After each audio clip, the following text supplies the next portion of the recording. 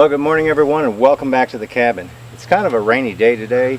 We're expecting rain actually for the next 10 days. So instead of dragging my tools in and out, dodging rain bullets like I have been, I decided I'd go ahead and work on some of the hand tools that I had purchased. One of them being this hand saw right here, and then this other crosscut saw. This one actually needs a handle. So I'm going to go up to my neighbor's house to use his wire wheel and see if I can't clean some of the rust off of these. I do have a question though. I've got some muriatic acid and it says that it could be used to clean metal, but it also may cause more oxidation afterward. So I'm not really sure what to clean these with. I heard maybe vinegar. If any of y'all have ever restored any metal to get rust off, what did you use? Leave me some comments down below. I did do, like I said, a little bit of looking on the internet, but hadn't really come up with nothing yet. But the first thing I need to do is clean them up as well as I can.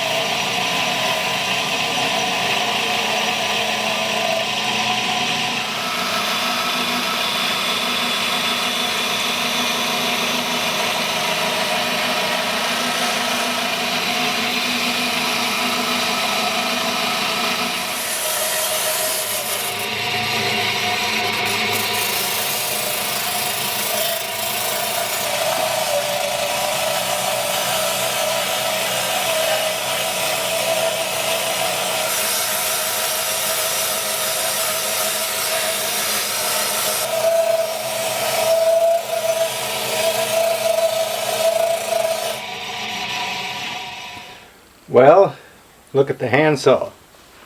Didn't turn out too bad actually.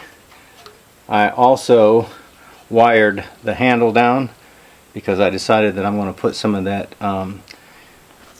timber frame oil on there, and I'm also going to take just some oil and wipe these blades down so it'll help to keep the humidity and moisture. Check out that. Did that not turn out really nice?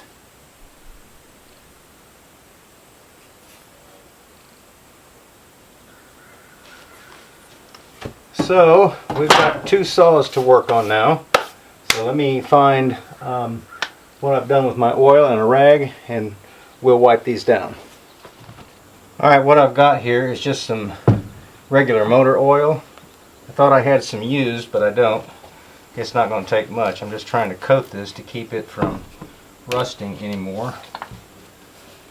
So, well, that looks like plenty. So, just rub her on there.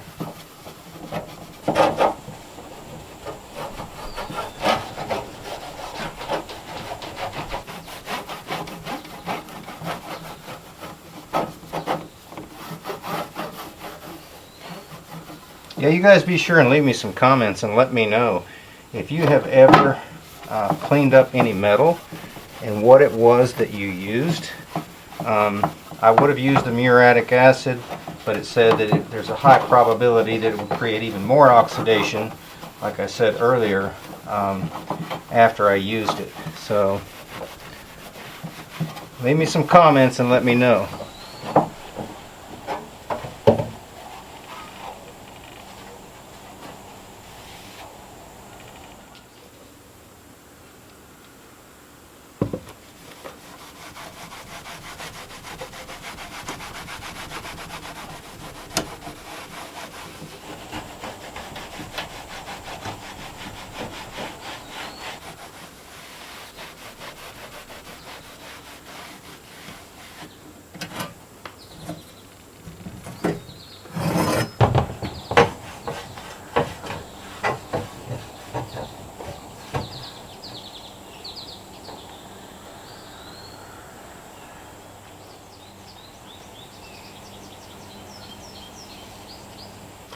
Alright, we're going to go ahead and pop the top on this gallon of timber oil. I didn't have a lot of projects going on, and over time this will develop a film on itself, and I just didn't want to lose any, so I went ahead and bought just the gallon. Get my eyeballs on here, and we'll get our saw. Didn't that turn out really nice?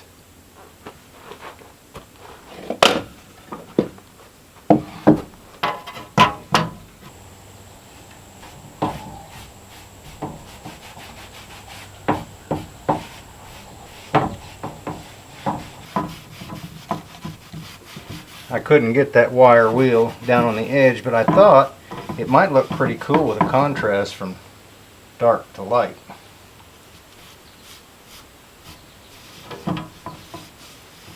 This timber oil will just basically seal it, and as I use it, that natural color may come back out.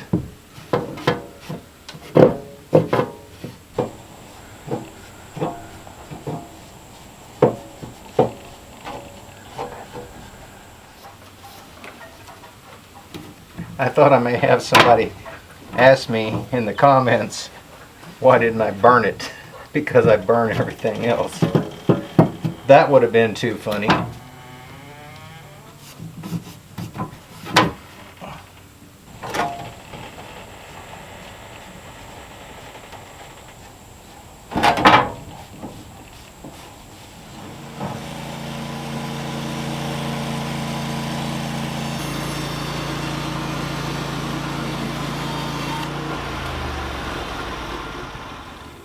What I did was I screwed that to the back of this. Now, it's just so that I can cut. That's actually a piece of oak, and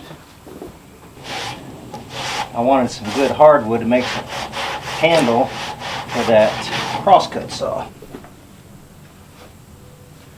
So we'll take that off now, and we'll redo it. We'll flip it over.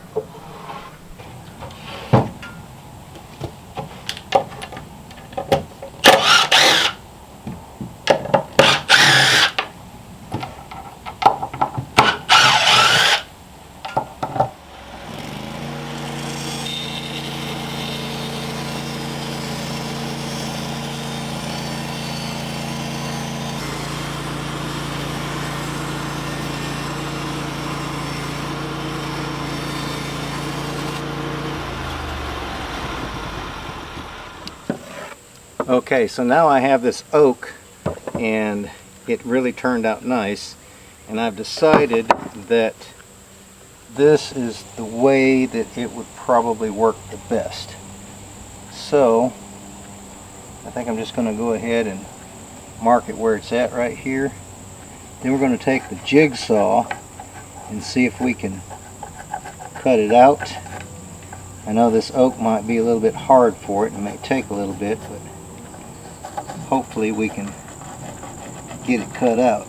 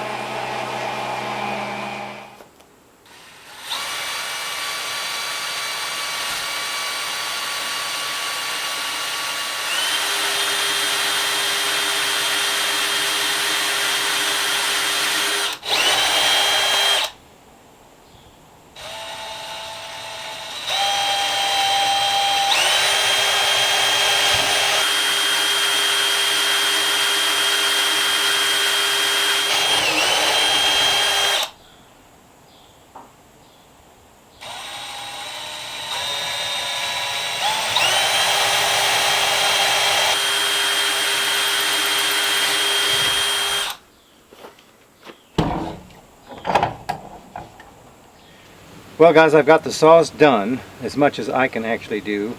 But I think they turned out really great. Let me show them to you.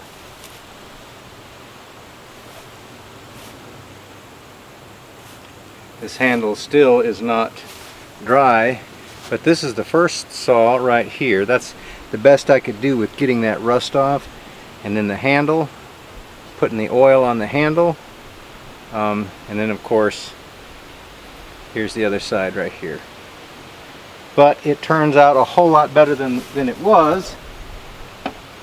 But I'm really excited about this saw right here. Now that handle, I don't have any pins in it, and I actually made it where it would angle up just a little bit, because when you're sawing, I would probably want to bend over just a little bit if I was like bucking up a log, and so I angled the handle up where I wouldn't have to bend over too far. But look at the blade. I mean, the blade really turned out great. Here's the other side. But yeah, we got the handle done, and as soon as I can get some pins for it, I believe, well, now I do have to show you this. Now the way that this saw is made, there is a place up here for a handle for a second person. So I've got to make that. And then back here as well, there's a place for a handle. When you're sawing one person, you can kind of get that other hand up there and you can push and really get a grip on the saw. I'd show you with that one, but like I said, it doesn't have any pins in it. But anyway guys, appreciate you stopping by. Thanks for watching. We hope each and every one of you have a fantastic day. You all take care, and we look forward to seeing you back up here at the cabin again next time.